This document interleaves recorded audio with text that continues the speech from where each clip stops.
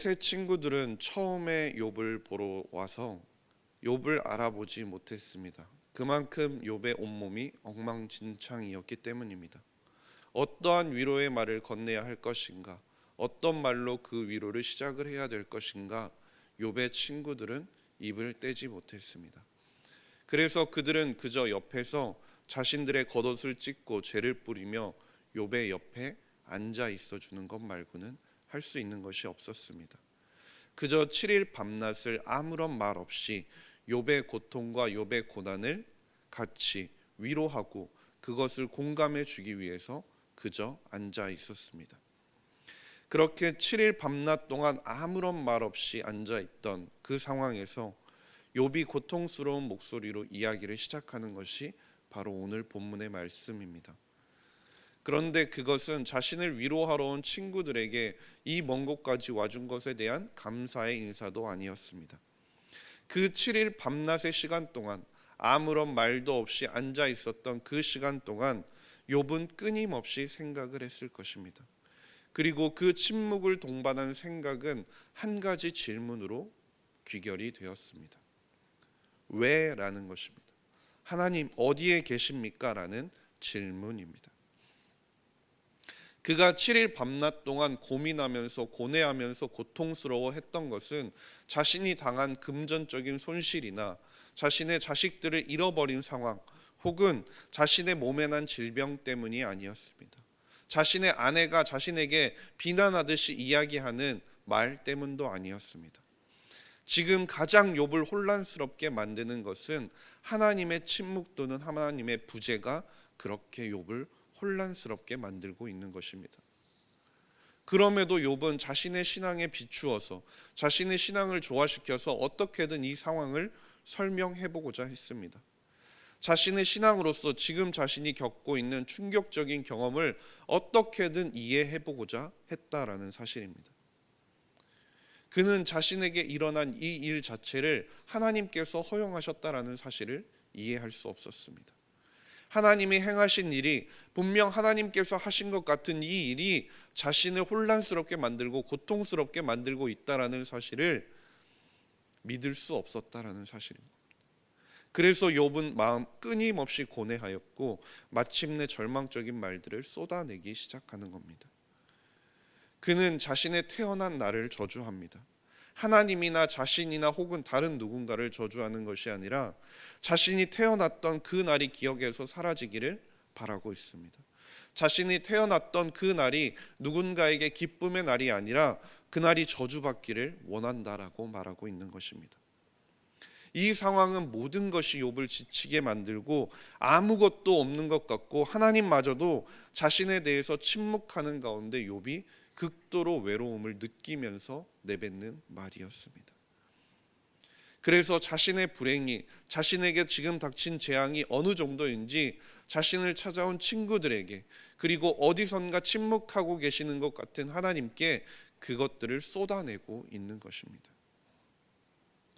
이어지는 말씀을 통해서도 욥은 끊임없이 하나님께 질문을 던집니다. 왜 자신이 태어날 때 죽지 않았을까? 왜 그가 편안하게 죽도록 누군가 내버려 두지 않았을까?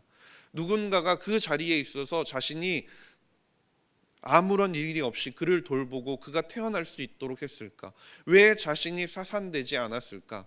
자신의 삶에서 벗어나기를 바라는 사람들이 왜 살아야 하는가라는 질문들을 끊임없이 반복하고 있는 것입니다. 그런데 조금만 생각해 보면 우리가 살아가는 동안에도 이러한 질문들을 끊임없이 마주하는 때가 있습니다. 혹은 지금 우리의 상황 가운데 우리가 이러한 질문을 하고 있을 수도 있다라는 겁니다. 하나님, 왜 이런 일들이 나에게 일어나는 겁니까? 내가 가진 신앙으로 아무리 머리를 굴려보고 이해하려고 해봐도 나의 상황과 나의 고통과 나의 환경이, 나의 절망이 설명이 되지 않는 상황이라는 겁니다. 하나님, 도대체 왜 이런 상황이 반복되는 것입니까? 라고 말입니다. 그런데 로마서 7장을 살펴보면 사도 바울도 비슷한 질문을 스스로에게 던졌습니다. 로마서 7장 22절과 24절 말씀을 보게 되면 속 사람으로는 하나님의 법을 즐거워하네 내 지체 속에 다른 한 법이 나를 끊임없이 붙잡고 있다라고 말합니다. 죄의 법이 나의 몸을 사로잡는 것을 보았다라고 바울은 이야기합니다. 그래서 그는 스스로에게 외칩니다. 나는 곤고한 사람이다. 이 사망의 몸에서 누가 나를 건져낼 수 있느냐라고 말입니다. 하나님의 복음을 듣고 하나님의 자녀가 되고 하나님의 자녀로서 살아가겠다라고 발버둥 치고 있는데도 불구하고 끊임없이 죄의 법이 육신이 죄악된 육체가 죄를 향해 나아가고 있다라는 것입니다. 마음속에서는 분명히 그 길이 아니라는 것을 알고 있습니다. 나는 하나님의 뜻을 따라 살아가고 싶다라고 외치면서도 우리는 끊임없이 죄의 길로 달려가려고 하고 세상의 유혹을 쫓아서 살아가고자 한다라는 것입니다. 바울은 그런 자신을 가리켜서 이 곤고한 사람이라고 외치고 있는 것입니다. 자신의 생애를 저주하던 욥 또한 점점 더 비통에 차서 그리고 당혹감에 차서 자신의 고백을 마무리합니다. 하나님이 과연 정말 선하신 분인가라는 것에 의구심을 느낄 정도의 한계에 몰리게 된다라는 것입니다. 극도로 불안한 상태에서 큰 고통에 빠져 있으면서도 하나님께서 가혹하게도 자신을 그렇게 내버려 두셨다라고 믿고 있습니다. 침묵하시는 하나님으로 인해서 아무런 소망이 없는 것처럼 보이고 더 이상 내가 지금껏 알고 섬기고 예배했던 하나님이 아닌 것처럼 욥이 느끼게 된다라는 것입니다. 그런데 바울과 욥과 같은 상황에도 불구하고 우리가 좌절하지 않을 수 있는 이유가 있습니다. 그것은 우리와 같이 나의 하나님 어찌하여라고 부르짖었던 분이 우리 곁에 계시다라는 사실을 우리는 알고 있기 때문입니다. 마태복음 27장 46절 말씀을 보게 되면 제9시쯤에 예수께서 크게 소리질러 이르시되 엘리 엘리 라마 사박다니 하시니 이는 곧 나의 하나님 어찌하여 나를 버리셨나이까 하는 뜻이라. 십자가에서 그같이 부르신 예수 그리스도께서 우리가 하나님께 우리가 삶을 향해 던지는 그 모든 질문을 다 자신의 것으로 삼으셨다라는 사실입니다. 예수 그리스도께서 우리가 경험할 수 있는 가장 낮은 바닥, 가장 심연의 그 바닥에서 우리가 좌절해서 던지는 그 질문을 할 때 예수 그리스도께서 우리의 옆에 함께 계시다라는 사실입니다. 우리가 하나님을 향해서 걸어가는 모든 순간에 부딪히는 한계의 상황들 가운데서도 우리가 하나님을 향해 삶을 향해서 던지는 모든 질문들을 예수 그리스도께서 다 짊어지고 가셨다라는 것입니다. 욥은 분명히 자신의 생명이 하나님의 손에 달려 있음을 알고 있었습니다. 선한 하나님이라는 신앙 가운데서 살아왔습니다. 그러나 지금 마주한 하나님은 자신이 지금껏 경험해 보지 못했던 하나님이었습니다. 지금 체험하고 있는 하나님은 자신이 알고 있는 하나님이 아니라 마치 자신과 적인 것처럼 대적하는 것처럼 보였고 빛이라기보다는 어두움처럼 보였습니다. 감추어진 하나님처럼만 보였다라는 겁니다. 자신이 오랜 세월 섬겨왔던 하나님과는 동일한 하나님이 아닌 것처럼 보였다라는 겁니다. 그러나 본래 우리는 죽을 수밖에 없는 몸입니다. 사망의 몸인 것입니다. 그렇기 때문에 우리가 이 땅에서 이 몸을 입고 살아가는 동안에는 우리는 누구나 이러한 갈등에 직면할 수밖에 없다라는 겁니다. 우리가 거하는 곳은 우리가 저항하면서 발버둥 치면서 살아가야 하는 곳이라는 것입니다. 그리고 이 땅은 욥이 경험했던 것처럼 우리에게 바울이 탄식했던 것처럼 우리에게 엄청난 투쟁과 실패를 계속해서 끊임없이 경험하게 만든다라는 것입니다. 그러나 우리가 반드시 기억해야 할 것은 우리는 결코 실패한 채로 그곳에 머물지 않을 것이라는 사실입니다. 누구나 한 번쯤은 누구나 어떤 사람들은 수없이 반복해서 로마서 7장 24절과 같은 질문을 하게 될 것입니다. 그러나 그렇게 될 때 바울의 대답이 우리의 대답이 되어야 합니다. 바울이 로마의 신자들에게 자신의 복음을 해답으로 믿고 있다고, 예수 그리스도가 우리의 삶의 정답이라는 사실을 선포하며 나아갔던 것처럼 우리도 예수 그리스도가 우리의 삶의 해답이라는 사실을 굳건히 확신하고 나아가야 하는 것입니다.